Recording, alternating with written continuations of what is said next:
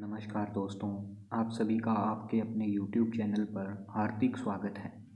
आज हम बात करेंगे कि राममूर्ति दंड क्या होते हैं, इन्हें कैसे किया जाता है तथा अगर इन्हें नियमित रूप से किया जाए तो आपके शरीर पर क्या असर पड़ता है। दोस्तों, राममूर्ति दंड प्रोफेसर भीम राममूर्ति नायडू द्वारा दिया गया है। राममूर्ति जी को कुश्ती का काफ़ी शौक था तथा इन्होंने मात्र सिर्फ इसी दंड के सहारे अपने शरीर को वज्र के समान ताकतवर बना लिया था। आजकल के युवा जहां मरते जा रहे हैं, खाया पिया लगता नहीं, ताकत की बात तो अगर न करें तो ही उचित होगा। उस उम्र में राममूर्ति जी ने एक किशोर अवस्था के हाथी को अपनी छाती पर खड़ा कर दिया था। तो आप अंदाज़ा लगा ही सकते हैं कि इन दंड में कितनी ताकत होगी तथा अगर इन्हें आप रोज़ाना करते हैं तो आपके शरीर में कितनी ताकत बढ़ेगी। तो इन दंड के सहारे आप अपनी मसल्स को जल्दी ग्रो कर सकते हैं, वो भी घर पर बैठे बैठे, किसी भी जिम जाने की ज़रूरत नहीं। तो दोस्तों, जानते हैं कि इन दंड को हमें कैसे लगाना है। आपको साधारण दंड की अवस्था में आ जाना है, फिर आपको सांस खींचकर अपने शरीर को वी आकृति में पीछे की ओर मोड़ लेना है। फिर धीरे धीरे नीचे आते हुए शरीर को आगे की तरफ खींचना है तथा सांस को छोड़ देना है। आप YouTube पर इसकी प्रक्रिया को लिखकर एक उचित वीडियो देखकर आसानी से समझ जाएंगे। इसके बारे में हज़ारों वीडियो आपको मिल जाएगी, लेकिन याद रहे, यह दंड आप जितना धीमी गति से करते हैं यह उतना ही मुश्किल होता जाता है।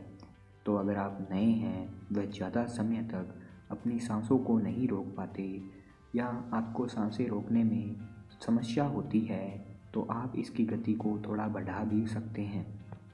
अगर आप इन दंड को रोज़ाना सही से लगाते हैं व मात्र 10 दंड भी लगाते हैं तो आपको 1 महीने में इसकी ताकत का अनुभव होने लगेगा। आपको अपने शरीर में फ़र्क दिखने लगेगा।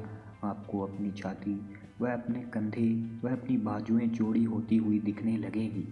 इन दंड को नियमित रूप से करने से आपके अंदर प्राणवायु का संचार होगा।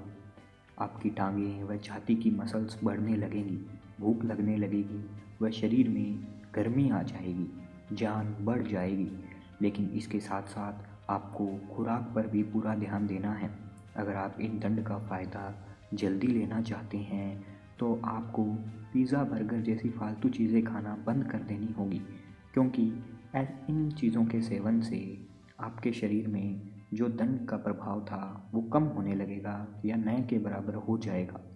तो जितना हो सके देसी घी से बने पकवान ही खाएं। अगर संभव हो तो गाय व भैंस जो घर की हो उसका दूध ही गर्म करके पिएं, वरना उच्च गुणवत्ता का दूध ही चुनें।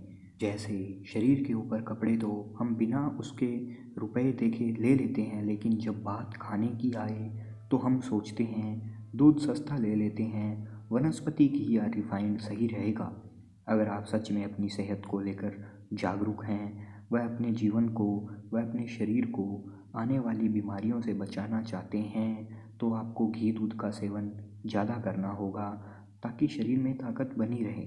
और हाँ, इन दंड को अपने व्यायाम में नियमित रूप से शामिल करें, क्योंकि जिसका शरीर बलवान व ताकतवर होगा उसकी बुद्धि व दिमाग भी तेज हो जाएगी। जय श्री राम।